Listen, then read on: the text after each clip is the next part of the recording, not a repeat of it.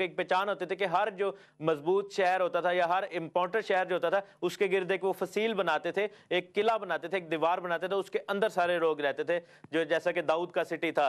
लेकिन आखिरी जमाने में लिखा है कि इतनी ज्यादा आबादी होगी कि यरूशलेम के इर्द गिर्द कोई दीवार की जरूरत नहीं रहेगी। और आज देखें कि ईस्टर्न यरूशलेम जो कि ओल्ड सिटी है और जो वेस्टर्न यरूशलेम है जो कि न्यू सिटी है, उसके इर्द गिर्द कोई दीवार नहीं, क्योंकि जो स्ट्रक्चर है ये 20वीं सदी का स्ट्रक्चर है, क्योंकि अब आर्मीज जो है इतनी स्ट्रांग हो गई हैं कि हमें कोई भी जो कि जदीद शहर हैं या मेट्रोपॉलिटन सिटीज हैं या डेवलप्ड सिटीज हैं, उनके गिर्द कोई दीवार नहीं होती। लंदन, न्यूयॉर्क, किसी शहर के गिर्द दीवार नहीं होती। तो ये जो कल्चर है ये आखिरी जमाने का कल्चर उनके लिए था, लेकिन हमारे लिए जो है ये इस जमाने का कल्चर है। और फिर लिखा है कि खुदावंद फरमाता है कि मैं उसके लिए चारों तरफ आतशी दीवार होऊंगा और उसके अंदर उसकी शौकत जो है वो होऊंगा। और फिर लिखा है कि 8वीं आयत में, क्योंकि रब्बुल अफ़वाज यानी कि यावे सबाओत यानी खुदावंद लश्करों के खुदा जिसने मुझे अपने जलाल की खातिर उन कौमों के पास भेजा है जिनको तुमने गारत किया, यूं फरमाता है कि जो कोई तुमको यानी यरूशलेम को छूता है मेरी आंख की पुतली को छूता है। तो इस शहर की अहमियत खुदा की नजर में इतनी ज्यादा है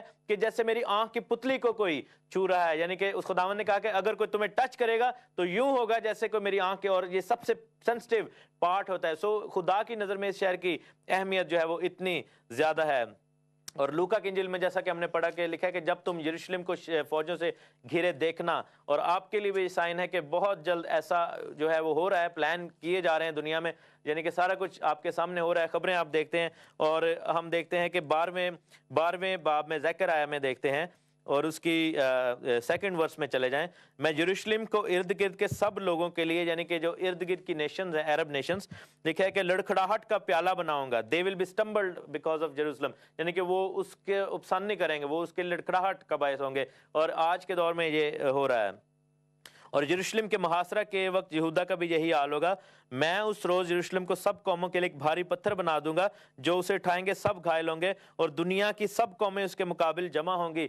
हर मजदून की जो जंग है उसमें जो है वो ऐसा होगा। और फिर लिखा है कि आगे जब हम देखते हैं 14 बाब में ज़करिया 14, देखो खुदावंद का दिन आता है, the day of the Lord is coming, जब तेरा माल तेरे अंदर बांटा जाएगा, सब कौमों को फराहम करूंगा कि यरूशलेम से जंग करें और शहर ले लिया जाएगा, घर लूटे जाएंगे, औरतें बेहुरमत की जाएंगी और आधा शहर सीरी में चला जाएगा। Half city will be divided. और फिर लिखा है कि तब खुदावंद आएंगे, और लिखा है कि जब वो कोहे जैतून पर, जहां से एमाल की किताब में यीशु मसीह ऊपर गए थे, लिखा है कि जैतून पर मशरिक में जब वहां पर खुदावंद आकर खड़े होंगे तो कोहे जैतून 2 हिस्से हो जाएगा और वहां से पानी का रेला निकलेगा जो कि एंटी क्राइस्ट की फौजों को वहां पर तबाह कर देगा। मेरे जीजो ये टाइम बहुत करीब है, अपना ख्याल रखिए, खुदावंद आपके साथ, और नेक्स्ट शो में फिर आपके साथ आएंगे। God bless you. जय मसीह की।